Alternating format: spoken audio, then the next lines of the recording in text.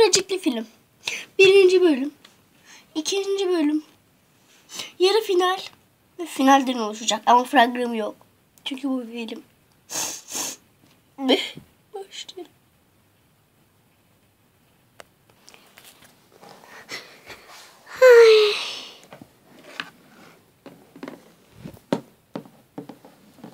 Allah rızası için para verir misin ya? Param yok.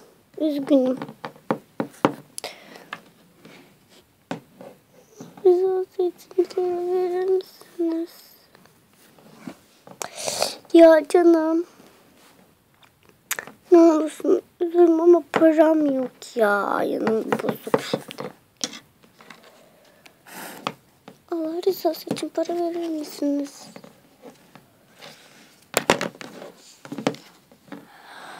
Al.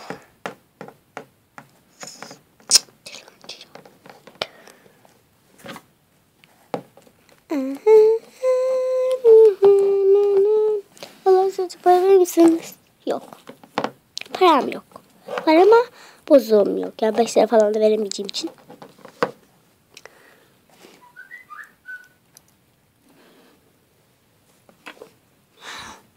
Allah rızası için para verir misiniz? Ay pislik.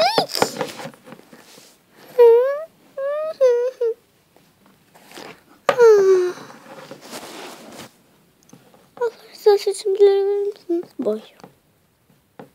Teşekkür ederim.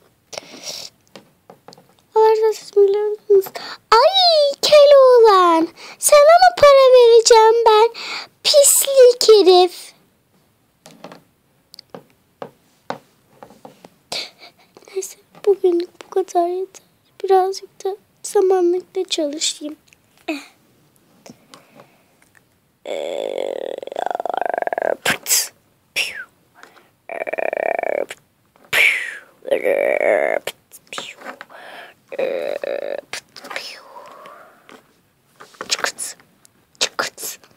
Çıkırt.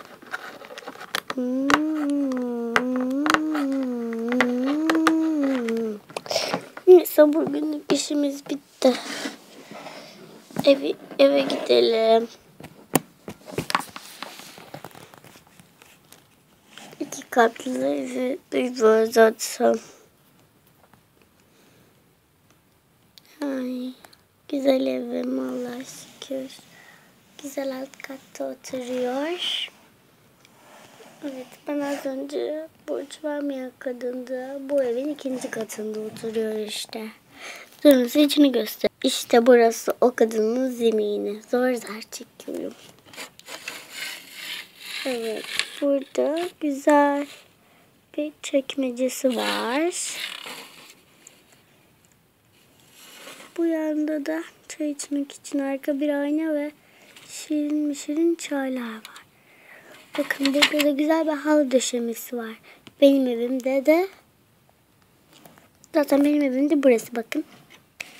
Böyle kapısı var. Tam yok ama olsun. Burada bir sevimli cam. Burada da cam kapının ve yanının cam. Burada da cam. Burada da cam var. Pek fazla cam yok. Burada halım var ve içeride de masam var. Neyse.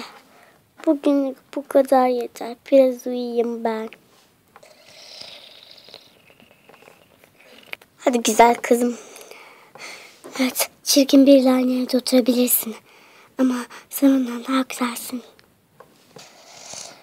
Kısacası sen rahatına bak. Boş ver o kadını ya.